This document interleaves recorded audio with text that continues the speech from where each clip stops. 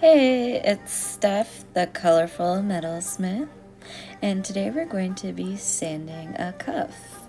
So whenever you sand, you want to sand straight back and forth, and I'm using some 320 sandpaper. So I'm going to be texturing this cuff, and so it's okay that I'm using a rougher grit at this point. I'm just making sure I'm removing all of the deep scratches. I'm also going to be adding a patina to it later. So we want the pores to be a little bit more open when we add a patina to the metal, because usually the patinas take better if the pores to the metal are a little bit more open. So I'm using a 320 grit sandpaper that's specifically meant for metal on my copper here. And I've already cut it to, it's actually a little bit longer than what I need it to be because I will be rolling this through the rolling mill for some of my texture. So I'll be cutting this down a bit smaller later on. But yeah, it's getting its first cleaning right now. And I like to fold my sandpaper in half whenever I'm working on a big sheet of metal. That way it just gives me a little extra grip, and I just sand straight back and forth, going in the same direction. That way I'm not making a bunch of different scratch marks. So when you do sand, you're going to make a mark. You know, any tool will make a mark on your metal, but at least all the lines will be nice and even. So you want to keep going in the same direction back and forth. You don't want to start shaking things up, going, vertically and then horizontally or figure eights. You want to stay straight, one line. That way all of your lines are even and you're removing all of the scratches that are on the metal, either from transit or if the metal was stored on top of another sheet, maybe used the shear to cut your sheet of metal and whatnot, human error. Yep. And I was sanding the sides, my edges too. That way everything is just really nice and smooth for when you wear this. Also, because I will be rolling this in the rolling mill a little bit later on, I'll have to go back and sand my edges again. So oftentimes throughout the metal smithing process, I will clean up again. That's very common. Cleaning more than once, sanding more than once, maybe you file more than once. And I know some people might think that's tedious, but it really helps in the long run, because every time you do something, it just helps you out later on. So it's part of the process, makes your life easier for the next stage later on. Ooh, that cuff is looking good, if I do say so myself.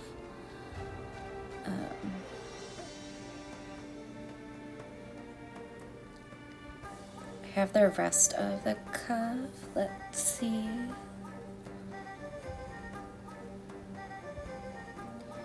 Here it is. So this cuff is Coraline themed, and I kind of took my own creative liberty with it.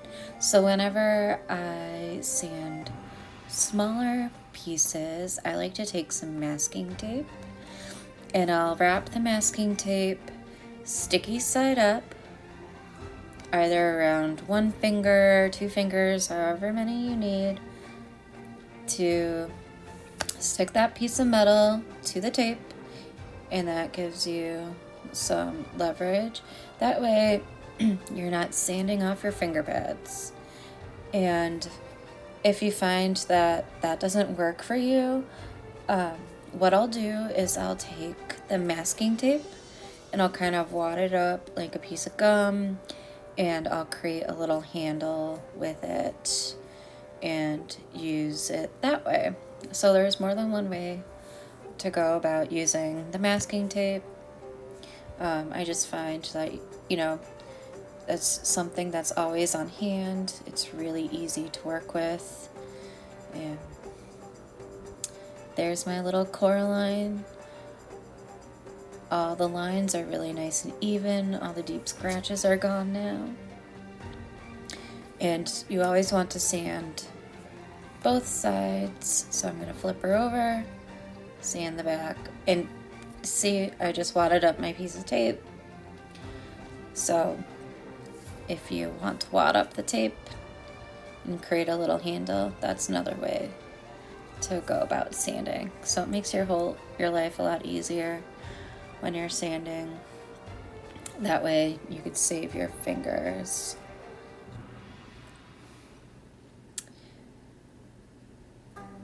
Some people like to use erasers. They'll push the metal into like a soft eraser, so that might be helpful for you. Whatever works best, whatever little tips or tricks you might find, I say go for it. You know, we all find our own little odds and ends. So usually tape is around in all the studios that I work at, so that's what I gravitate towards.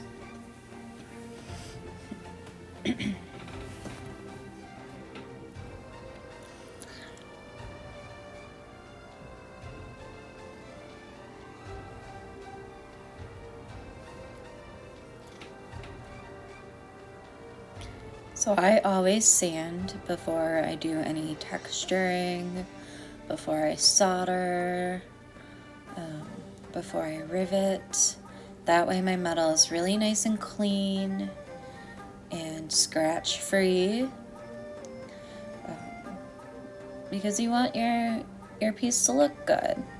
Now this is something we're going to be wearing. I'm making a cuff here, so later on I'll show you how to texture some of these pieces.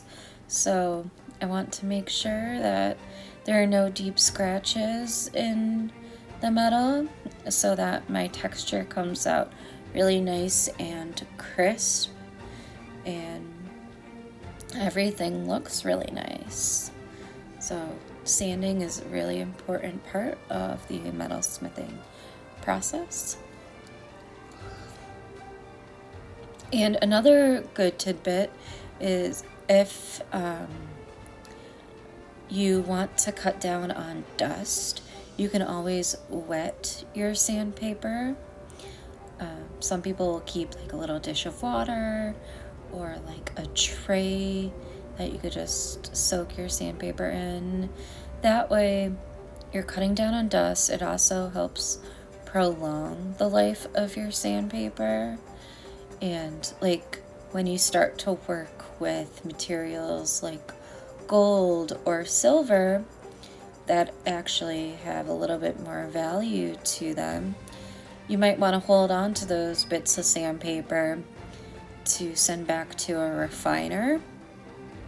So like usually with the sandpaper that I've used on brass or copper, those are base metals. I usually toss those out, but if I'm working with gold, especially gold or silver, I might hold on to that sandpaper. That way I can get some of my money back, because as my 96-year-old grandma would say, that's money, honey. So you always want to be mindful, and you could always save some money by holding on to all of your scrap sandpaper. And don't forget to take a break if you need it.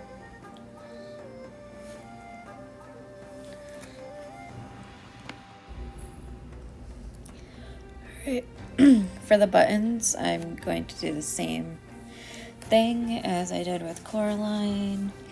And for the little foreground piece, this piece right here, I'm going to do the same thing as I did with the cuff. So I'm just going to sand straight back and forth with my sandpaper. The cat was a little bit trickier to sand, but again, with the folded piece of sandpaper, I'm going to sand straight back and forth. It's only trickier because it's a little bit more fragile, as you could see. But I do texture it quite a bit, as you will see a little bit later on in the video. So it's okay that I didn't get it quite as perfect as I hoped, but let's get on with the sanding. Lots of sanding. If you like repetitive actions, metalsmithing is for you. Enjoy all this sanding action. Soon I will show you how to texture.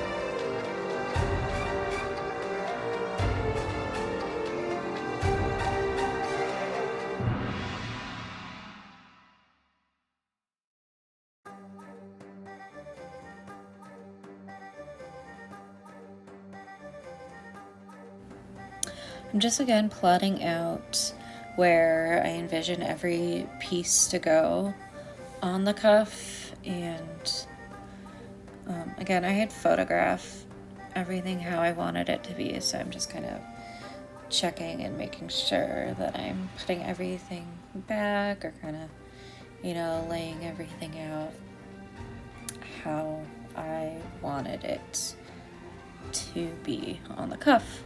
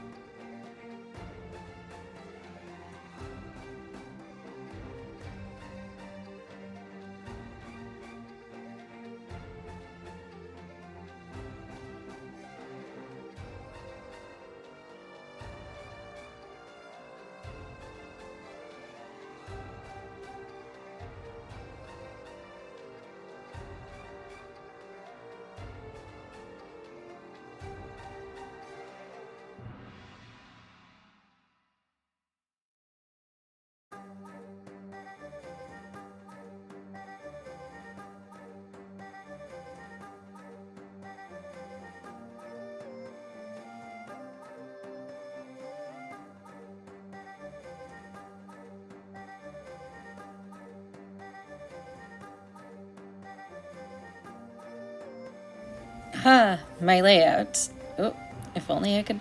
Oh, no, don't know how to work my phone. I am so bad at technology. But yes, I was trying to match up my layout that I had previously done. So I always try to take a photograph of what I'm working on so I can replicate it as best as I can later on. So I have good intentions when I start my projects, especially when I'm teaching and I go to do something by myself versus when I'm teaching, because I tend to make the most mistakes when I'm teaching in front of a group of people, which is both, you know, great and frustrating because it creates good teaching opportunities for everyone. So, yeah. But I like to get as much prep work done like I'm doing here before I teach, so that way they don't have to sit and watch me stand the whole class period. But if they do, they can just watch this video, because, I don't know, hopefully people find this helpful and enjoy my rambling commentary. Anyways, I'm going to stop rambling and we'll speed back up to the texture.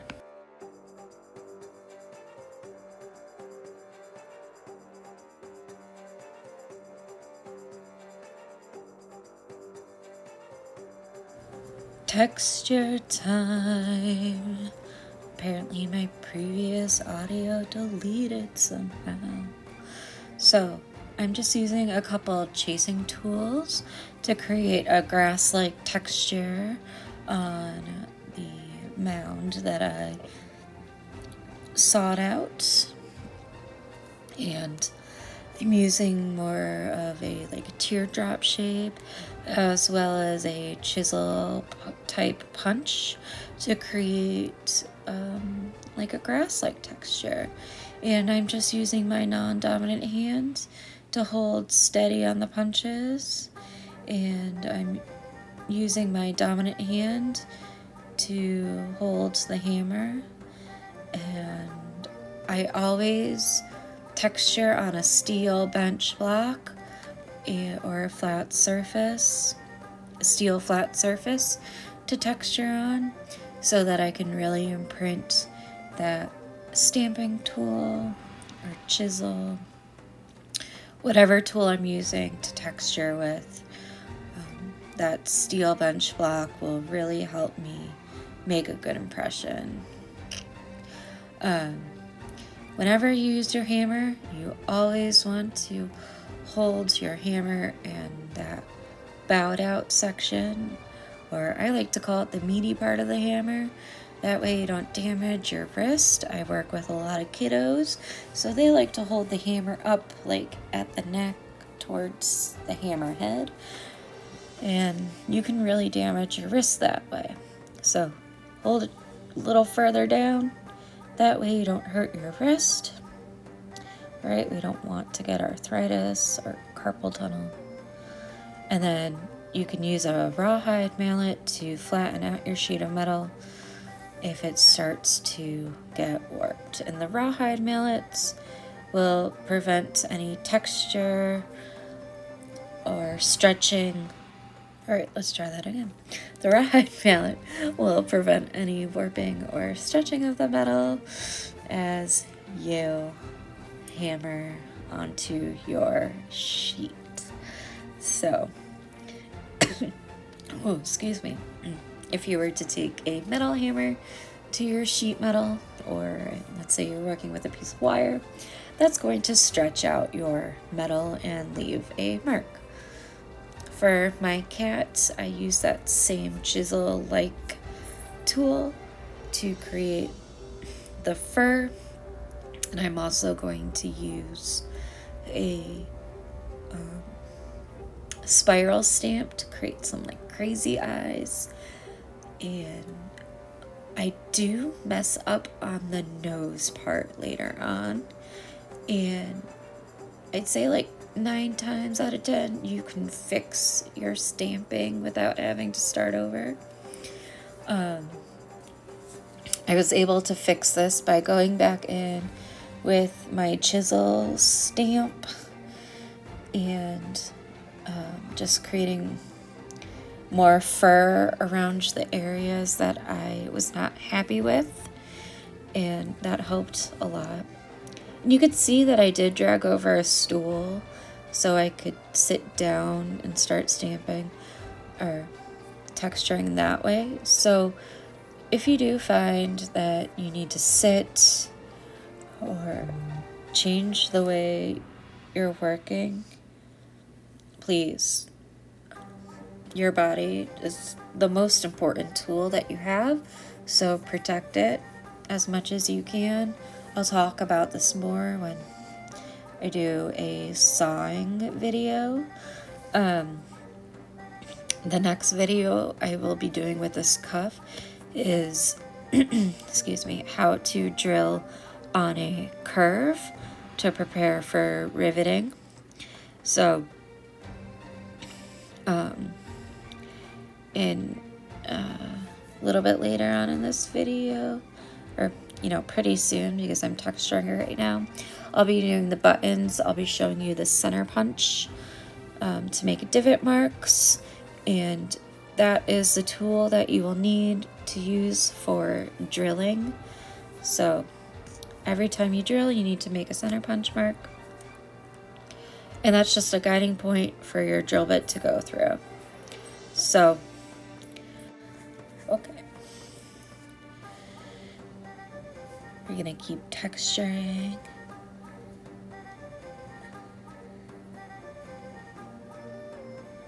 And you could keep fixing your piece as needed, because as you texture, we're hitting steel against our copper piece, and it's going to spread the molecules of the metal.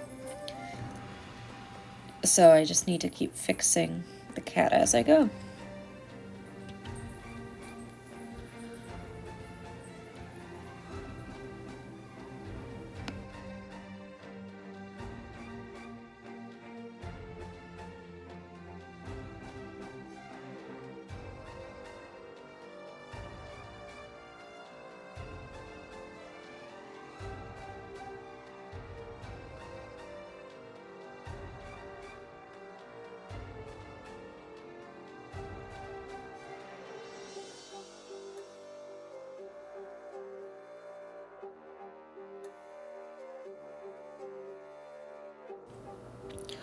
For the little claws, I went in with a little 0 and to make it look like needles, because the other mother has these little sewing needles for her claws, and I wanted to make like the eyes of the needles.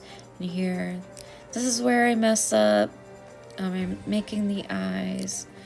I'm using a spiral stamp. I didn't like the first one, so I go in with another one. And then I mess up on the nose. And then I go in and I'm able to fix it. So I'm going to spend some time here trying to get that looking a little bit better. And just by going back and forth with the different punches that I have and working that. And it was probably, it was just like, I didn't like the way it looked, but someone else might be totally fine with it. So it was just a little bit, not the way that I wanted it to be. So I just kept going and going and going until I got it to the way that I wanted it to. So I just keep going back in with my tools until I get it the way I want it to be. I'm going to have to figure out how I can get another angle so I could get 2 angles at one time. But, I'm still working out the kinks of taping myself. I sound like my dad right now. Filming myself.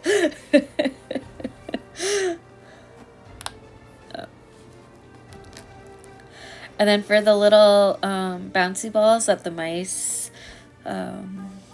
walk on, I'm going to stamp little stars on them. And then for the buttons, I'll just use that center punch to make little divot marks so that later on I can drill little holes in them. So for texturing, really, I think it's all about having fun.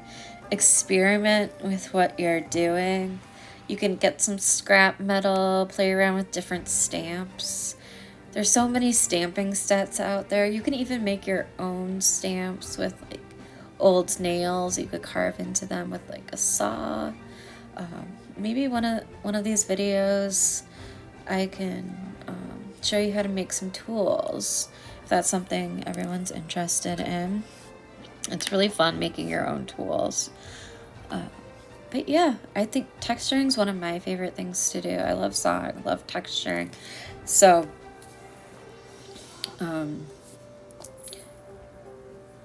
I wanted to try to pack in as many different techniques into this little cuff so that I could share with my students, share with all of you. So I hope you enjoy, and I hope to see you all soon. Let me know what other types of videos you all like to see. I'm going to be doing drilling on a curve next. I also have some sawing videos lined up. So yeah, I'm really excited to share my knowledge with all of you and show you what you could learn in the studio and what I'm working on. So yeah, I'll also make an introductory video of myself. Yeah. Again, this is Steph, the Colorful Metalsmith, and I'll see y'all later. Thanks for watching. Bye.